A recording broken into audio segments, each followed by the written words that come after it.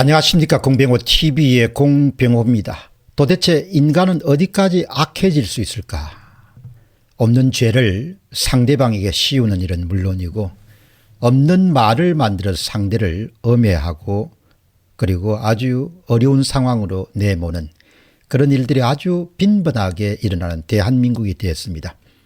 어떤 면에서 보면은 정말 세상이 막갈고 있다, 그런 판단을 내리지 않을 수 없습니다. 대장동 개발사업 특혜 의혹을 수사 중인 검찰이 이른바 정영학 녹취록에 등장하는 그분, 바로 그분을 A 대법관으로 특정한 것으로 파악됐다는 보도가 나왔습니다.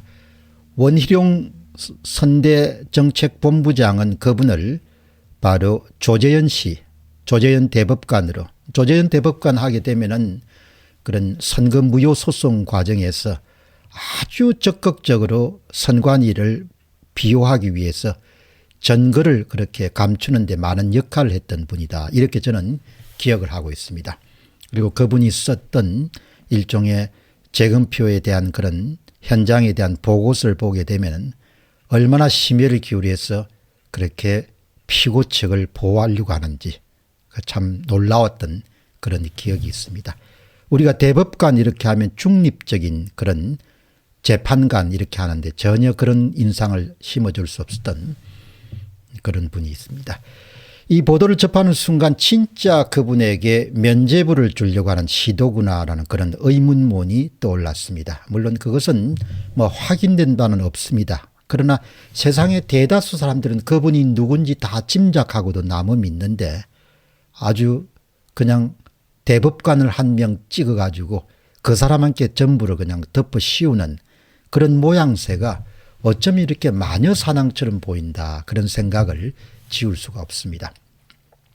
호재를 만난 민주당은 당장 선대위 수석 대변인 이름으로 서면 브리핑을 내놓았습니다. 백혜련 선대위 수석 대변인 서면 브리핑입니다. 제목은 드러난 그분이 실체가 윤석열 후보는 즉각 이재명 후보에게 사죄해야 됩니다. 그분이 절대로 이재명 후보가 아니라는 겁니다. 그분이. 더불어민주당은 2월 18일 날 8시 43분 PM입니다. 백혜령 선대위 수석 대변인의 서명 브리핑의 중요 내용은 다음과 같습니다. 드러난 그분의 실체, 윤석열 후보는 즉각 이재명 후보에게 사죄해야 됩니다. 이렇게 몰고 가면은 대다수 국민들이 아마 쏘을 것으로 그렇게 백혜련 선대위 수석 대변인이 판단하고 있는 모양입니다. 드디어 그분의 실체가 드러났습니다.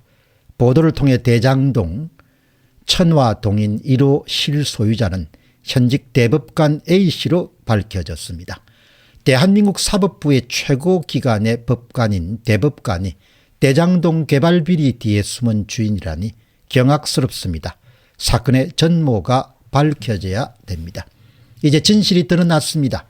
국민의힘과 윤석열 후보가 그렇게 이재명 후보에 대해 덧씌우려 했던 의혹은 말끔하게 해소되었습니다. 국민들은 그렇게 생각하지 않고 있다는 겁니다. 계속됩니다. 이미 국정감사장에서 이정수 중앙지검장이 바로 그분은 이재명 후보가 아니다라고 밝혔고 김만배 씨도 이 같은 사실을 여러 차례 밝힌 바가 있습니다. 그럼에도 불구하고 윤석열 후보의 그리고 국민의힘은 손으로 해를 가리듯이 허위 사실로 이재명 후보를 모함해 왔습니다. 윤석열 후보는 하다못해 TV 토론에서 입만 열면 대장동으로 이재명 후보를 공격했습니다. 오늘도 유세장에서는 대장동 악취운을 하며 흑색 선전으로 일관했습니다. 윤석열 후보는 연일 쏟아내던 오물과 같은 망언들을 거두어들이고 이재명 후보에게 사죄해야 됩니다. 부하내동했던 국민의힘도 함께 사죄해야 됩니다. 2월 18일 날 더불어민주당 중앙선거대책위원회 공보단 명의의 서명 브리핑입니다. 공병호 TV 시청자들은 과연 어떤 판단을 하고 있을까라는 점을 알기 위해서 긴급 설문조사를 실시했습니다.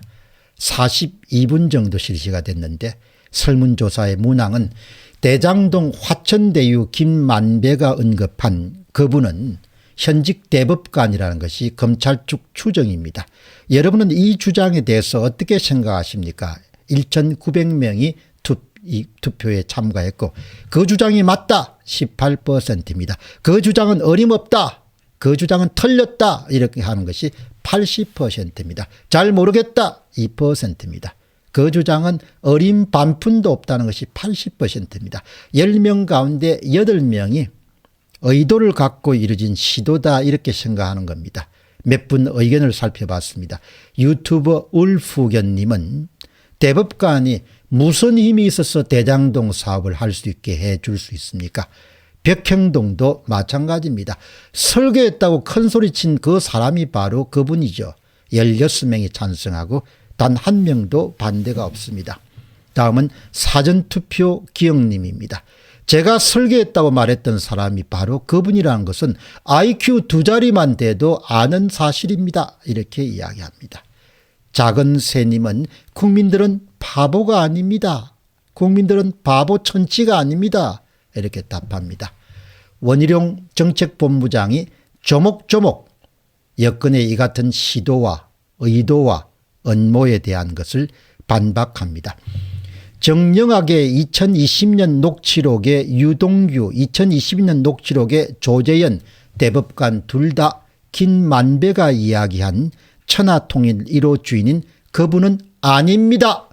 그분은 아닙니다. 유동규도 그분이 아니고 그리고 조재현 대법관도 아니라는 겁니다.